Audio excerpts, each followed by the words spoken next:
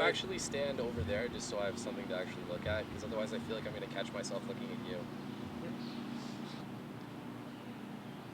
Well, I think the community we're going to is one that has historically been plagued with social issues, and I think we as people growing up in essentially the Greater Toronto Area, Southern Ontario, and middle class and upper class homes, we're so far removed from the issues that face our native people that we really have no frame of reference on what they're actually going through.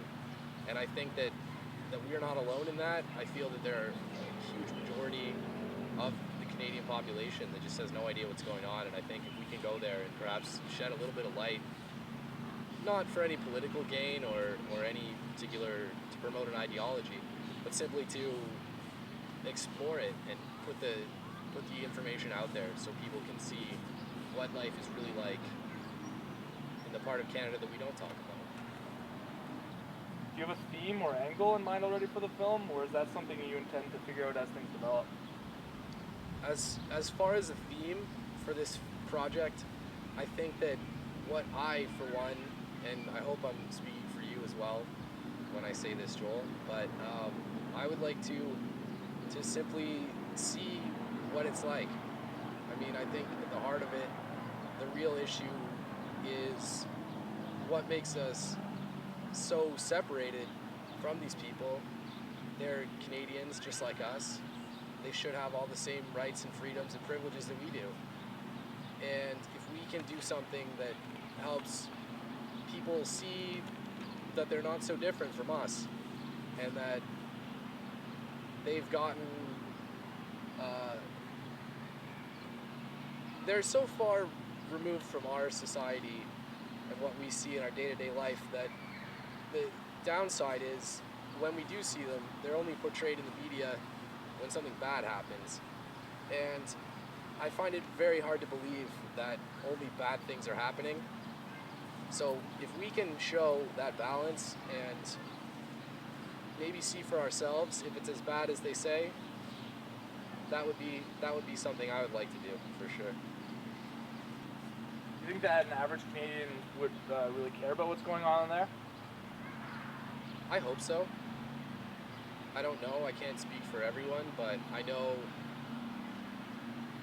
I'd like to be able to show people something beyond what they read in their grade 10 history class textbook about Native life in Canada in the 21st century. Do you think there's something about Native culture right now that actually influences our culture? Or is it sort of like it doesn't influence it enough? Or there's parts of it that we don't see? Or maybe it should influence us a little bit more? I think we tend to romanticize it in both a positive and negative way. I think there's more to being Native than living off the land and being at one with nature. And it certainly is more than just huffing gas or being an alcoholic. I think the way that we tend to view Native culture is in these stereotypes that are at the absolute extreme end of the spectrum for both positive and negative. And I think when we go there, hopefully we're going to find what it's really like, and I suspect it's somewhere in the middle, just like everywhere else. Because we both have had very little exposure to Native American communities. We also have no idea how the communities will react to a camera in their midst. How much do you think this will affect the way we film?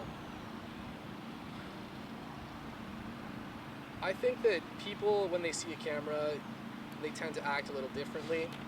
But the thing about a camera is once you're around it for a little while, it suddenly doesn't you don't notice it. It doesn't impact the way you act. So I think when we first meet people, when we first sit down to talk to people, probably it's going to be a little awkward, it's going to be a little jittery, what have you. And sure, people are going to exaggerate things for the camera and whatnot, or downplay things. But I think if we spend enough time there and put in the hours, we're going to find what we're looking for. We're going to find the truth. Are there any other challenges you kind of anticipate going forward? I mean, it's a very remote region, obviously. Well, I mean, it's a 2,800 kilometer drive to get there. I guess the biggest thing for me that I'm worried about is just physically getting there. The Trans-Labrador Highway is essentially an unpaved 2-lane gravel road. So that's something that I've never really dealt with, not on that scale. I've taken dirt roads before, but never for 800 or 900 kilometers. Human condition is a term we like to throw around a lot because it kind of encompasses so much of what intrigues us. How do you expect that the story of Davis Inlet will affect our perception of the human condition?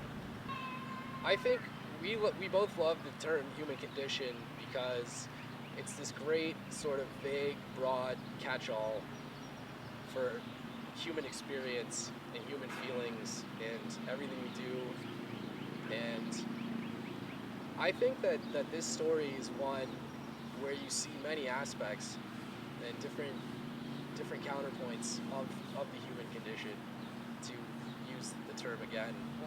Um, Especially, hopefully, we'll get to the bottom of this whole relocation issue, and I think we're going to see how people can be misguided in what they do, especially people who are unfamiliar with the situation they're talking about.